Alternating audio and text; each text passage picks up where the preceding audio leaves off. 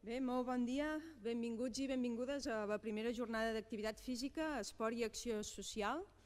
Una jornada que al llarg d'aquest matí ens permetrà conèixer i experimentar diferents experiències entorn a la inclusió social, la cooperació, la solidaritat, la sostenibilitat o la transformació personal i social a través de l'activitat física i l'esport. És una oportunitat per trobar-nos totes aquelles persones i entitats que des d'un àmbit o un altre, des del propi sector esportiu o des de la intervenció social, utilitzem l'activitat física i l'esport com a eina per a la millora del nostre entorn i de la realitat social que ens envolta.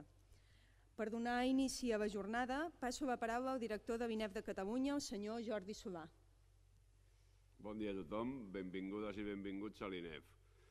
Des dels seus inicis, l'INEF de Barcelona ha estat un centre compromès amb el seu entorn social, cultural, econòmic i territorial, de manera que compta amb una llarga tradició d'actuacions que donen resposta a les inquietuds i necessitats dels grups d'interès de la institució.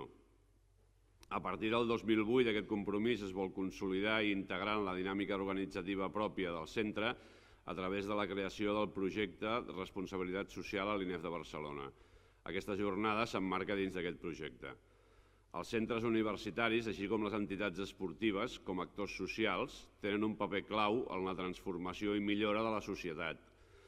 Per això, més enllà de les seves tasques pròpies de docència, recerca i transferència de coneixement, l'INEF de Barcelona vol incorporar els valors de la responsabilitat social en la seva gestió quotidiana i impulsar l'aplicació activa del centre en la resolució dels reptes del nostre entorn en ple segle XXI.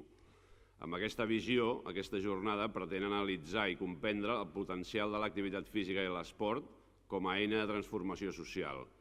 Així mateix, es busca conèixer i compartir experiències en el desenvolupament de projectes vehiculats per activitats físiques i esports amb persones de col·lectius vulnerats, com ara l'activitat física als centres penitenciaris, el circ social, en països en vies de desenvolupament, l'esport com a eina de solidaritat per la investigació pel càncer infantil, l'esport en grups de risc d'exclusió social, les aportacions de la pedagogia crítica o el paper de l'esport per la sostenibilitat. Avui tindrem un programa intens que, juntament amb la xocolatada solidària per la investigació del càncer infantil que hi haurà en el descans a les 11, estic segur que podreu disfrutar. Donem, doncs, inici a la primera jornada d'activitat física, esport i acció social. Gràcies.